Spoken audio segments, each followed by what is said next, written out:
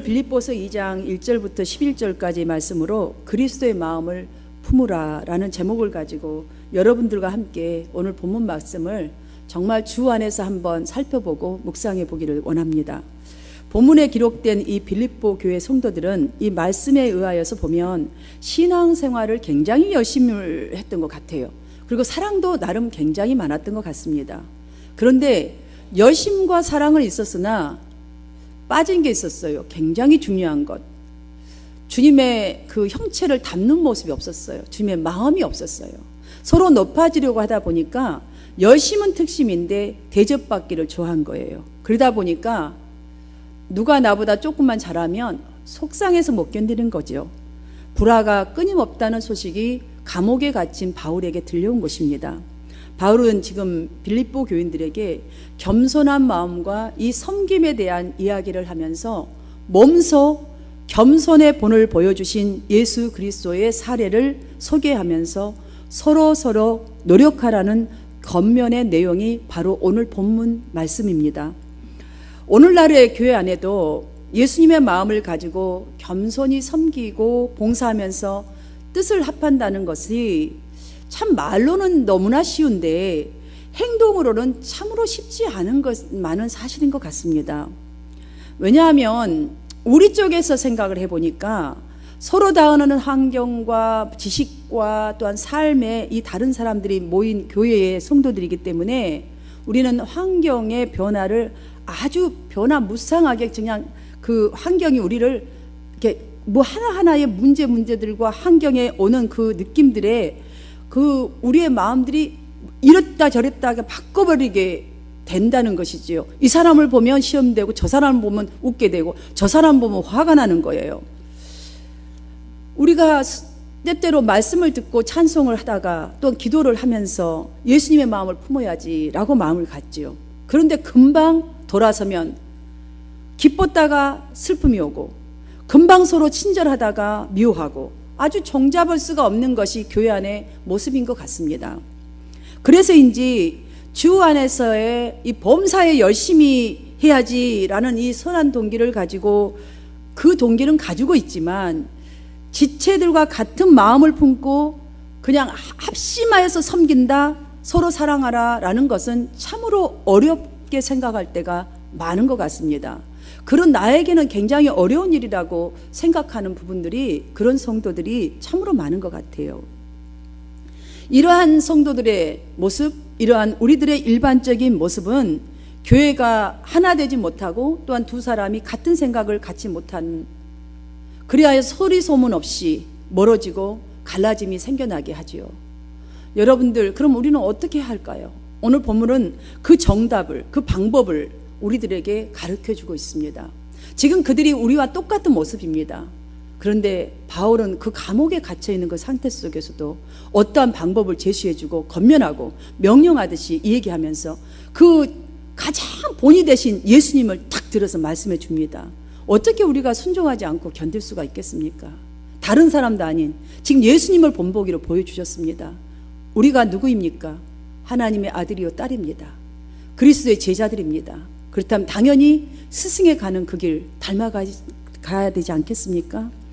사랑하는 여러분, 우리가 만약에 이 갈라짐과 소리 소문 없이 우리가 하나 되지 못한다면 하나님의 증인은 절대로 될 수 없습니다. 우리가 말세 이 자연의 이 모든 것들을 보면서 또 비 오는 것, 이 쓰나미와 같이 오는 태풍 하나를 보아도 말세가 가까웠다는 것은 말은 하지만 우리가 스스로 말세를 지켜내지 못하는 그런 믿음 없는 성도로밖에 살아갈 수 없습니다. 바울은 그러하기에 하나 되는 이 방법 3가지를 말해주면서 이렇게 덧붙여 말합니다. 너희 안에 이 마음을 품으라. 곧 그리스도의 마음이니 라고 했습니다. 사랑하는 성도 여러분, 우리 한마음 성도들만큼은 지금 예배 이 자리에 참석하신 여러분만큼은 예수님의 마음을 품으시기를 주님의 이름으로 축복합니다. 3절에서 그 첫 번째 방법을 이렇게 말합니다. 첫 번째로 아무 일에든지 다툼이나 허영으로 하지 말라고 합니다. 두 번째로 오직 겸손한 마음으로. 자, 세 번째로 각각 자기보다 남을 높이라는 거예요. 낮게 여기라는 거예요. 이 세 가지 방법을 한번 여러분 다시 한번 생각해 보세요. 다른 사람을 배려하면 하나 되고 복된 인생을 살 수 있다는 말인데, 여러분들 이 말이 근데 참으로 어렵게 들려지지 않습니까? 어렵게 들려지지 않아요? 자, 허용되지 않게 한다. 나는 허용되지 않게 하지만 내 속에 있는 무엇인가가요, 나를 그렇게 행동하게 만드는 것들이 많거든요. 다툼하지 않는다. 여러분, 말로는 다툼하지 않지만 속으로는 벌써 이미 다툼이 일어나서 갈라지고 있는 상태가 우리가 일하다 보면 참으로 많지요. 겸손한 마음으로 끝까지 겸손하다는 게 쉽던가요? 쉽지 않습니다. 나보다 남을 높인다는 것이 쉽던가요? 나가 높아지고 싶지 남이 높아지는 것을 우리는 절대로 보지 못하는 아주 안 좋은 이것들이 자리 잡고 있지요. 그런데 이 복된 삶에 대한 사례로 예수님을 들어주셨습니다. 그러하기 때문에 6절부터 8절까지의 말씀을 다시 한 번 더 함께 큰 소리로 읽도록 하겠습니다. 시작. 그는 근본 하나님의 본체시나 하나님과 동등됨을 취할 것으로 여기지 아니하시고 오히려 자기를 비워 종의 형체를 가지사 사람들과 같이 되셨고 사람의 모양으로 나타나사 자기를 낮추시고 죽기까지 복종하셨으니 곧 십자가에 죽으심이라. 아멘. 예수님은 하나님의 본질을 가지고 계신 분이니 마땅히 당연히 자신의 영광을 주장할 수 있었음에도 불구하고 아예 권리를 주장할 생각을 하지 않으셨다는 거예요. 아예 생각 자체를 그냥 갖지 않은 거예요. 우리가 아예 생각 자체를 그냥 버려야 되는 거예요. 가지려고 생각도 하지 않아야 된다는 것이죠. 우리에게 적용을 한다면 보세요. 우리들은 주로 그렇잖아요.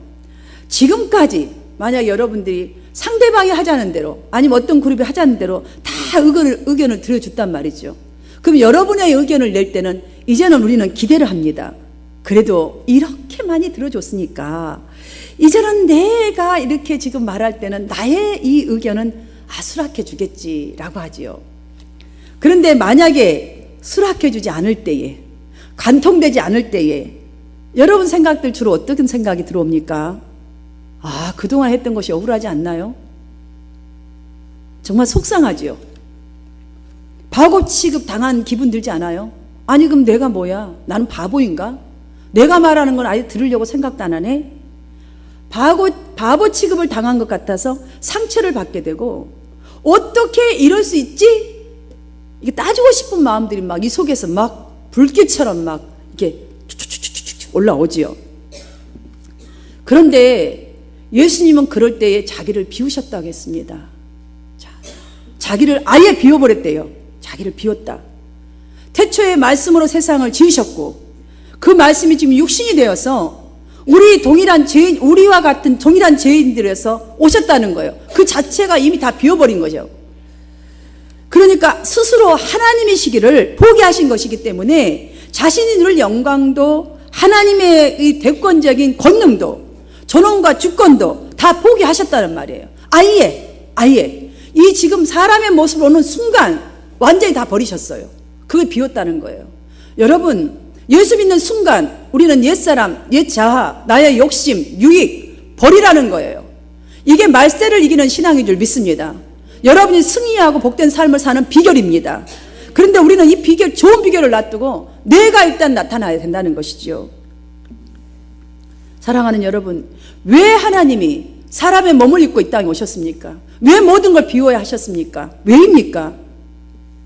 우리와 하나님을 하나 되게 하기 위해서입니다. 곧 이 죄악된 이 인간들을 구원하시기 위한 그 하나의 이유 때문입니다. 이것이 곧 살리는 길이기 때문입니다. 이것이 곧 성공하는 인생이기 때문입니다. 이것이 곧 영혼을 책임져 주기 때문입니다. 여러분이 죽는 것, 여러분이 비우는 것은 영원한 응답과 영원한 생명이 있다는 사실이지요.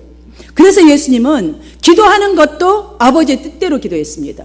한 번도 자기 뜻대로 기도한 적이 없습니다. 한 번 딱 있었어요. 나중에 제가 설명해 드릴게요. 일하실 때도 아버지의 뜻대로, 말씀하실 때도 아버지의 뜻대로, 모두 아버지의 뜻대로만 했습니다.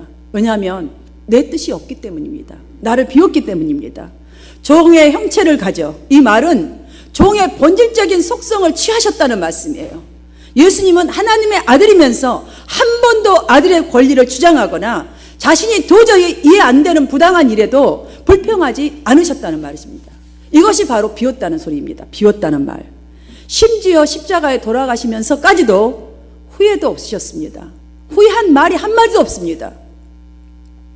철저하게 버리시고 철저하게 포기했기 때문에 자기를 주장할 필요도 없었던 것이죠. 자기를 나타내야 될 이유가 없는 거예요. 왜냐하면 나는 없는 거예요. 다른 사람으로 나를 채우고 하나님의 것으로 나를 채우니 모든 걸 주는 것이니 내 주장할 필요가 없잖아요.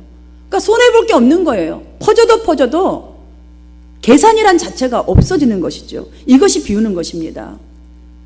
그야말로 이 인간들을 위해서 온전한 종이셨습니다. 지금 우리는 무엇의 종이 되어 있을까요? 지금 여러분은 무엇의 종이 되어 있습니까? 우리는 수많은 것의 종이 되어 있습니다. 수많은 것에. 자식일 수도 있고 돈일 수도 있고 직장일 수도 있고 건강일 수도 있고 아주 수많은 등등의 것들이 있습니다. 우리 스스로가 알아야 할 것은 우리는 자기 포기는커녕 내 포기 절대 안 합니다. 내 포기하는 것은커녕 아주 작은 손해도 보지 않으려고 내 자신을 정말 이거 하나도 조그만 하나도 우리는 포기 안 하잖아요.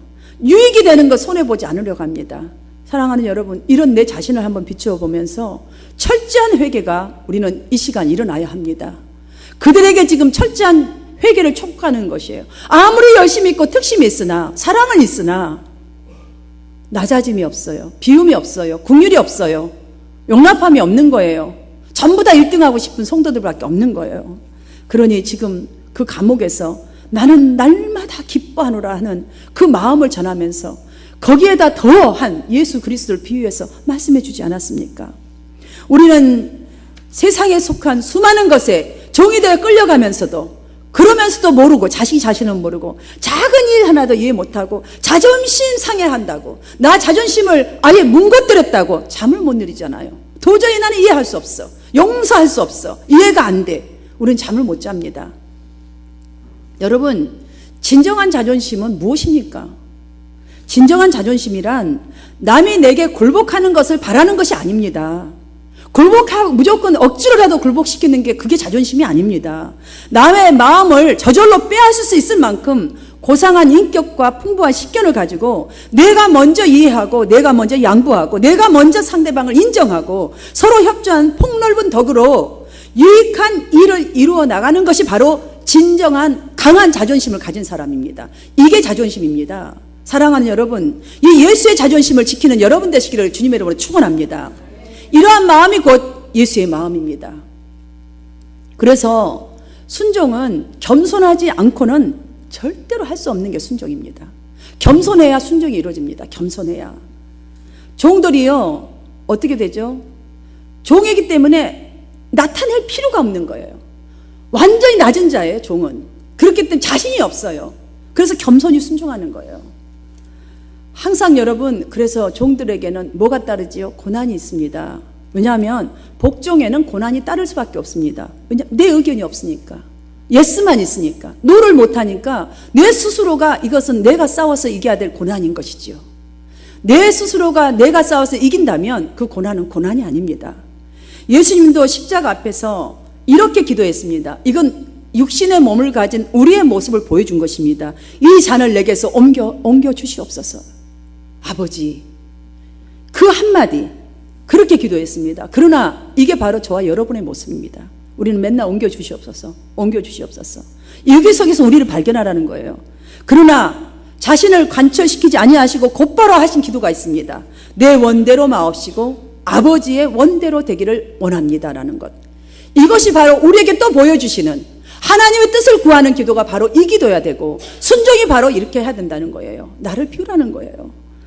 종으로서 아버지의 뜻에 온전히 복종함을 보여주셨던 주님의 기도, 우리 닮아가야 할 것입니다. 바울은 예수님의 마음을 품으면 기쁨이 온다는 말씀을 이렇게 설명하고 있습니다. 각각 다른 사람들의 일을 돌아보아 나의 기쁨을 충만하게 하라라고. 자, 나의 기쁨을 충만하게 하라. 그 앞에 무엇이 있어요? 각각 다른 사람들의 일을 돌아보아. 이게 예수님의 마음을 품으면 각각 다른 사람들의 마음을 돌보고 유익을 돌보고 정말 어려운 일을 돌보고 모든 것을 돌보는 사람은 기쁨이 충만할 수밖에 없다는 소리죠. 바울은 복음을 전하다가 투옥되었습니다. 여러분, 감옥살이 말할 필요도 없이 고달프고 힘듭니다. 그런데도 그는 기뻐했어요. 나의 기쁨을 충만하게 하라. 감옥 생각만 해도 정말 끔찍한데 어떻게 기쁠 수가 있었을까요? 여러분, 이왕이면 좋은 곳에 있을 때 기쁘지 감옥 속에 있는데 지금 뭐가 기뻐요? 그가 오전에서 말한 너희 안에 이 마음을 품으라 곧 그리스도 예수의 마음이니 이것이 답입니다. 기쁠 수 있는 답. 우리 마음에 예수 그리스도의 마음을 품으면 그게 답이에요. 기쁠 수 있다는 거예요. 예수님의 마음을 품으면 이미 우리가 읽은 6절에서 언급한 대로 오히려 자기를 비워, 첫째는 자기를 비우고, 즉 나 자신을 부인하는 거. 나는 없다. 나는 이미 죽었다. 십자가에 못 박았다. 옛사람은 없다. 이걸로 될 수 있다는 거예요. 두 번째, 종의 형체를 가지사 내 자신을 낮추게 돼요. 없는데 낮추죠. 나는 죽었는데. 그러니 상대방만 보이는 거예요. 상대방이 맞출 일만 보이는 거죠. 낮추게 됩니다. 세 번째는 죽기까지 복종하셨으니 곧 십자가에 죽으심이라. 완전한 종의 장세로 죽을 수 있다는 거예요. 지금 말한 나를 비우고 나를 낮추고 종의 자세로 된다. 죽는 일이 정말 기쁘게 여겨지는 상황일까요? 지금 감옥 생활이 지금 기쁘게 여기는 상황인가요? 우리는 기쁘다 할 때는 내가 원하는 대로 되고 내 생각대로 되어야 우리는 기쁘지, 절대로 이런 상황에 기쁘지 않습니다. 내가 종이 되는 게 뭐가 기뻐요? 자존심 상해한다 하잖아요. 내가 내 자신을 비워야 하고 나는 죽었어 라고 한다는 게 이게 기쁠 수 있어요? 우리는 기쁠 수 없단 말이죠. 나보다 더 잘하는 100점짜리 성도가 내 곁에 있는 한 나는 절대로 열등감 때문에, 욕구 불만 때문에 거기에 사로잡혀서 기쁠 수가 없어요. 그런데 사랑하는 여러분, 기억하십시오. 바울이 기쁨으로 삼았던 그러한 주님의 마음이 하나님의 기쁨을 충만하게 갖는 비결이라는 이 사실을, 오늘 주님이 주시는 말씀을 진정으로 사랑하는 성도님들 믿음으로 붙드시기를 바랍니다. 우리가 예수님을 주님으로 영접하면 뭐라고 성경은 말합니까? 이제는 내가 산 것이 아니요 내 안에 그리스도께서 사신 것이라고 고백하는 삶을 살아야 한다고 분명히 성경은 우리에게 말씀해 주셨습니다.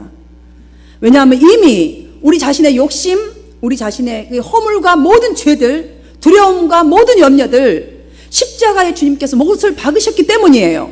그래서 옛사람은 죽었으니 보라 새 사람이 되었도다. 새 사람은 살아라는 거예요. 그런데 우리는 희한하게 옛사람을 붙들고 살아요. 옛 모습이 뭐가 좋다고 그걸 꼭 붙들고, 그게 자존심인 줄 알아요. 여러분, 자존심 아니에요. 그건 버려야 할 배설물들이에요. 우리가 정말 내 안에 그리스도께서 사신 것이라고 고백하는 삶에 대해서 이것을 이해하고 받아들여야 예수님의 마음을 갖게 되는 줄 믿습니다. 이걸 받아들이지 않고는 절대로 예수님 마음 가질 수가 없습니다. 목사라도 장로라도 절대로 가질 수가 없습니다. 성경을 100권을 읽어도 100번을 읽어도 소용없습니다. 아직도 여러분의 마음이 어떤 사람을 보는 것도 힘드나요? 그 사람 목소리 듣는 것도 싫은데 하나님은 서로 용서하라 사랑하라고 하나요? 예수님의 마음을 품으라고 하십니까? 이 말씀을 듣는 성도님들 중에 주님의 명령인 것은 알지만 절대로 저는 못해요, 마음속에서 거절할 분들 상당히 많이 계실 수 있습니다. 그러나 여러분 분명히 아셔야 합니다. 자아가 안 죽으면 인간관계의 이 괴로움을 안고, 과거의 괴로움도 안고 상처를 안고 평생을 살아간다는 이 사실을 알아야 합니다. 영적으로 하나님이 보실 때는 어리석은 것이고 사탄이 볼 때는 춤을 출 일이에요. 우리 이거 알아야 돼요. 사탄은 춤을 추는 일이고요, 하나님이 보실 때는 통곡하는 일이에요. 이 쓰나미가 왜 온지 아세요? 하나님의 지금 눈물이에요. 눈물, 세상을 향한 눈물이에요. 우리가 영적으로 이렇게 피폐되어 가지고 지금 쓰나미가 와서 막 한쪽을 쓸어버리고 그냥 땅이 파여하고 사람들이 쏙 들어가 버리고 지금 눈물이에요. 고통이에요. 지금 워닝이에요. 왜냐하면 잘못은 그 사람이 했는데 왜 고통당하고 죽은 것은 너냐는 거예요. 그 사람이 했으면 그 사람 맡겨놓으면 되는데 우리는 왜 이렇게 그걸 용서 못하고 용납하지 못하는 것이, 그 사람 잘못했다면 내두세요. 여러분들 그냥 불쌍히 여기고 기도를 해주세요. 우리가 부여안고 살아가면, 과거에 어려운 것 살아가면 그것들을 다 기억하고 끌어안고 있다면요, 여러분 영원히 지금 고통당하고 있는 거예요. 좀 잘못은 그거고 이미 지나가 버렸는데 왜 죽어가는 그것들을 붙들고 있나요? 우리가 겪는 고통이라는 거예요. 왜 인생의 좋은 인생을, 그 아까운 시간을 왜 고통당하면서 보내버리냐는 것이죠. 이것을 알아야 우리가 주님의 마음을 품는데 열심을 낼 수 있습니다. 그래야 나를 비울 수 있습니다. 그래야 종이 되셨던 예수님의 속에 진짜 기쁨이 있다는 사실을 깨닫고 내 자신을 죽일 수가 있습니다. 그래야 부활의 주님, 약속의 주님이 나의 주님이십니다 라는 소망의 마음으로 내가 가진 이 작은 2달란트든 3달란트든 가진 달란트 속에 사역의 사명을 가지고 나아가는 믿음을 창출해내는 여러분 되도록 여러분이 노력하셔야 될 줄 믿습니다. 그래야 옛사람이 바뀌어 새사람으로 살아가게 될 줄 믿습니다. 그런 마음이 되면 미움도 억울함도 눈처럼 녹아져 버리고 없어요. 어느 세월에 녹아진지도 모르고. 왜냐하면 주님의 기쁨과 성령 충만하며 그걸 사모하는 그쪽이 더 포커스가 맞춰 있기 때문에 그건 어느새 눈 녹듯이 녹아버리고 없어요. 사라지고 없어요. 전혀 예상치 못했던, 상상하지 못했던 그 평안이 오기 시작하는 거예요. 나의 지금 상황은 평안이 없는 상황인데도 불구하고 예전 같으면 한숨 쉬고 잠을 못 이룰 텐데 희한하게 너무나 신기한 일이죠. 이게 기적입니다. 기쁨이 있어요. 소망이 있는 거예요. 기쁨이 충만한 그런 삶이 되기 위해서 그럼 우리는 어떻게 해야겠습니까? 첫 번째로 서로 돌봄의 실천이 있어야 해요. 나를 돌보는 거 말고 4절에서 바울은 각각 자기 일을 돌아볼 뿐더러 또한 각각 다른 사람들 일을 돌아보아 이렇게 말해줍니다. 여러분, 이기적인 마음은요, 자기 일, 자기에게 유익되는 일을 하느라 정말 다른 사람이 어찌되든 말든 관심을 둔 시간이 없어요. 여러분, 나를 돌보는 시간을 좀 빼면 다른 사람들에게 관심에 가진 여유가 생깁니다. 아까 우리 이상진 집사님 말씀하셨잖아요. 영적인 싸움에서 이겼노라고. 여기 아픈 것만 생각하면요, 교회 일은 2번째예요. 하나님 예배 2번째예요. 아예 없어요. 아야야야 침대에 누워야죠. 그러니 그 시간 다 잃어버리고 없어요. 아예 관심 없습니다. 우리가 내 믿음만, 내 한 번만 돌보는데 바쁜 인생을 살아간다면 결단코 성공한 인생 살 수 없습니다. 여러분, 더불어 사는 인생입니다. 이 인생은. 그래서 하나님은 부부를 만드신 거예요. 가정을 두신 거예요. 그래서 낳고 또 낳고 번성하고 또 번성하여서 다스리라고 하지 않았습니까? 그러면 합심을 해야 다스리고 합심을 해야 번성을 하지요. 절대로 결단코 나 혼자의 삶, 나에게 바쁜 인생을 산다면 성숙한 신앙의 힘 기를 수 없습니다. 영적 능력 절대로 발휘할 수 없습니다. 우리가 교회 공동체 하나 될 수 없습니다. 거룩하고 신령한 모습 진정으로 바깥에까지 흘러보내서 세상 사람들에 영향을 끼치기 위하여서, 그래서 한 영혼이라도 주님을 알고 주님을 깨닫게 하고 돌아오게 하는 힘을 갖는 길이 바로 다른 사람의 일을 돌아보라는 이 권면, 사랑하는 성도 여러분, 여러분에게 하신 권면으로 들으시기를 주님의 이름으로 축복합니다. 왜냐하면 우리가 어떤 마음을 품고 사느냐에 따라서 모든 것이 달라질 수 있기 때문입니다. 바울은 지금 저들에게 사랑과 열심을 했으나 저들의 마음이 어떻게 갔느냐에 따라서 또 다른 인생을 살 수 있기 때문에 이렇게 권면한 것이에요. 갈라디아서 6장 2절에서도 너희가 짐을 서로 지라 그리하여 그리스도의 법을 성취하라 했습니다. 서로 지는 것이 바로 그리스도의 법을 성취하는 거예요. 여러분, 나 혼자 나만 내 믿음만 아니에요. 여러분 믿음이 섰습니까? 다른 사람들에게 흘려 보내시기를 바랍니다. 이것이 곧 돌보는 거예요. 세상 사람과 온전히 분별될 수 있도록, 구별될 수 있도록 예수 그리스도의 마음을 품고 남을 위해 그 희생하는 기쁨을 여러분들이 누리시기를 바랍니다. 가정에서부터 누리세요. 자, 교회에 오면 우리 지체들끼리 먼저 누리십시오. 친구들을 만나십니까? 그 공동체 속에서 여러분이 분별된 모습 속에서 그 기쁨을 누리시기를 축복합니다. 두 번째로 사역자로 발전해 가야 합니다. 우리는 예수님의 섬김의 대상은 누구였습니까? 사람이었습니다. 사람. 자, 목표는 하나님 나라지만 섬기는 대상은 저와 여러분이었습니다. 예수님은 십자가 지시기까지 주소를 세상에 두셨습니다. 자, 섬기는 대상을 한 사람 한 사람에게 두셨습니다. 매일 중보자가 되셨습니다. 매일 하나님과 사람, 이 인간 죄의 이 가운데서 하나님의 뜻과 나라와 그 뜻을 향해서 그리고 나아가셨습니다. 이게 사역자의 길입니다. 여러분은 현재 함께할 가족이 있고 이웃이 있지 않습니까? 친구가 있지 않습니까? 우리 한마음교회에 오면은 지체들, 형제 자매들이 함께 있습니다. 우리에게 이 소중한 사람들입니다. 이 모두가, 여러분이 만나는 모든 사람들은 직장 동료이든 종업원이든 주인이든 교회 안의 공동체든 모두 다가 소중한 사람들입니다. 이 세상 많고 많은 사람 다 품을 수가 없습니다. 하나님이 품을 수 있는 양만큼 여러분에게 주신 거예요. 가족이 10명입니까? 20명입니까? 여러분이 감당할 수 있기 때문에 여러분에게 주신 소중한 여러분의 사역지입니다. 선교지입니다. 여러분들 하늘을 이렇게 가끔씩 보면 막 때로 이 새들이 무리를 지어서 이렇게 날아가잖아요. 그런데 항상 보면 가장 맨 앞에 나는 새를 따라서 양쪽으로 쫙 이렇게 비둘기나 뭐 이 새들이 줄지어 날아가는 것들을 여러분은 분명히 보셨을 거예요. 그런데 이제 한참을 이렇게 너무나 신기해서 보고 있다 보면 한참을 맨 앞에서 날던 새가 지쳐서인 건지 아니면 about time? 뭐 그 턴 바이 턴 있는지 저는 모르겠어요. 아무튼 정확하게 알 수는 없지만 뒤로 쫙 움직이면요, 탁 뒤따라가던 새가 앞으로 쫙 앞을 치고 나가서 비행을 쫙 하면서 그대로 또 가잖아요. 움직임이 없이. 참 너무나 저는 그걸 보면서 너무너무 소중한 것을 깨달았어요. 높은 데 마음을 두면 우리가 허물만 보여요. 남들을 허물만 보이고 맨날 못난 모습만 보여요. 아이고 참 지질이 이것밖에 안 보이더라고요. 그런데 정말로 우리가 낮은데 나의 사명에 포커스를 맞추고 하나님에게 뜻을 딱 두고 본다 그러면 도와주어야 할 사람, 긍휼히 여겨야 할 사람 다 보여요.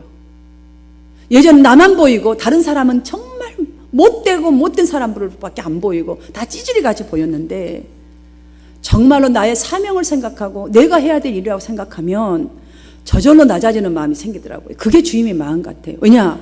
내가 엄마라고 여러분 한번 생각해 보십시오. 자, 엄마, 아빠. 자, 집안 자식들 많아요. 엄마가 누워서 젖 주세요 이러고 있을 수 없어요.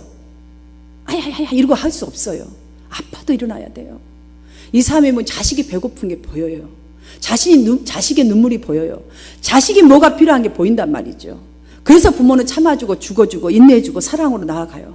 사랑하는 여러분, 이것이 바로 사명자입니다. 이것이 여러분의 가족이, 이웃이, 우리 한마음 공동체가 합류하여서 서로 도와주는 거예요. 우리가 이런 마음을 먼저 먹으면, 그러면 전부 다가 합동함으로써 나의 기쁨을 충만케 하라, 주님의 기쁨을 함께 누리게 되는 경험을 하게 될 줄 믿습니다. 이런 여러분 되시기를 축복합니다. 빌립보 성도들은 서로 교회의 주권을 잡으려고 허세를 부리다가 다툰 거예요. 잘난 체 보려고, 좀 잘해보려고. 물론 잘해보는 건 좋았어요. 그런데 1등이 돼보려고, 내가 잘한다는 걸 좀 막 내세우고 싶어서. 그러다 보면 다툼이 안 일어날 수가 없어요. 설령 머리를 뜯고 싸우진 않았을지 모르지만 속에서는 이글이글한 다툼이 나오니까 하나가 안 되는 거예요. 분쟁이에요. 당이 되어진 거예요, 이것이. 그 대표적인 인물이 여러분 잘 아시죠? 유오디아와 누구죠? 순두개였어요. 이 두 사람이 어떤 사람인지 아세요, 여러분? 왜 대표적인 인물을 제가 여러분들에게 말하겠어요? 저 같아요. 교회 일을 많이 하는 열성파. 저 같은 사람인 거예요. 새벽에도 기도하죠. 수요일에도 시로도 나와갖고 해야 되고, 하여튼 죽으라고 열심히 해갖고 해야 되죠. 하여튼 저 같은 인간이에요, 저 같은 인간. 지금 나를 말하고 있는 건 나. 주님 회개합니다, 여러분. 주님 앞에서 정말 저가 이런 종자였어요, 진짜로. 정말이에요. 그 열성파 중에 열성파여가지고 주님의 교회에 은혜를 끼치는 것이 아니라 오히려 파괴하는 자, 열성파. 정말 문제예요. 이들이 우리에게 주는 교훈, 주 안에서 주도권은 싸워서 얻어지는 것이 아니라 양보하고 포기해야 주어지는 것이라는 사실입니다. 주님은 가지려는 이들에게 주시는 분이 아니세요. 한 영혼의 구원 때문에, 한 영혼의 그 은혜로 세우기 위하여서 저 영혼 하나를 정말로 제대로 한번 정말 그 안수 집사답게 세우기 위하여서 져주는 자의 편이 되어주시고 보응해 주시는 분이 하나님이십니다. 우리가 하나님의 법을 분명히 알아야 합니다. 기억하십시오.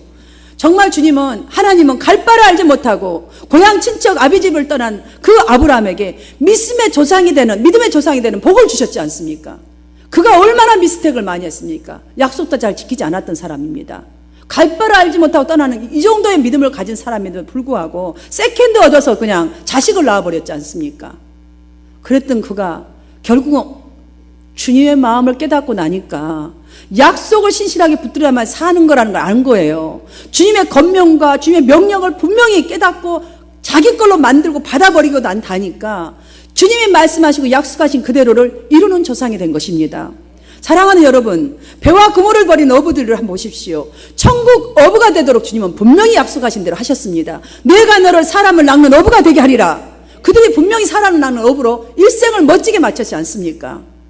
자기를 포기한 대가, 사역의 길을 걸어간 대가를 하나님은 이렇게 갑절의 축복으로 갚아주셨습니다. 사랑하는 여러분들이 하나님께서 여러분에게 갑절의 약속하신 그 축복을 내릴 수 있도록 이런 사역의 길을 멋지게 걸어가시기를 바랍니다. 저를 따라 합시다. 내 안에 주님의 마음을 품자. 여러분, 지금부터 열심히 예수님을 닮아가는 그 마음을 품으십시오. 주님의 마음을 품는다는 게 뭐예요? 나를 죽이는 마음이에요. 순종하는 마음이에요. 겸손해지는 마음이에요. 여러분, 말만 안 하고 있으면 겸손한 게 아니에요. 우리는 말만 안 하고 있으면 겸손한 거 생각해요. 나 그거 진짜 안 겸손하다 생각해요. 굉장히 속은 독해요. 여러분, 차라리 말하세요. 실수하고 저 I'm sorry, 차라리 그게 나아요. 그래서 바울 사도는 이 마음을 품을 것을 그래서 권면한 거예요. 주님의 마음, 죽이는 마음, 그냥 순종하는 마음, 겸손한 마음, 이 마음을 품고 살아가는 결과를 이 시간에 우리가 마지막으로 읽으면서 정말 그 마음이 이것이 이 결과가 나에게 꼭 표출되고 경험할 수 있는 그런 삶을 살기 위한 그런 결단하는 마음으로 이 말씀을 읽으면서 마치겠습니다. 설교를 10절과 11절 말씀을 모두 큰 소리로 함께 읽으면서 설교를 마치려고 합니다. 시작. 하늘에 있는 자들과 땅에 있는 자들과 땅 아래에 있는 자들로 모든 무릎을 예수의 이름에 꿇게 하시고 모든 입으로 예수 그리스도를 주라 시인하여 하나님 아버지께 영광을 돌리게 하셨느니라. 여러분들이 진정으로 하나님 아버지께 여러분의 헌신과 순종과 죽음의 삶을 통하여 하나님의 영광이 여러분을 통해 나타나시기를 주님의 이름으로 축원합니다.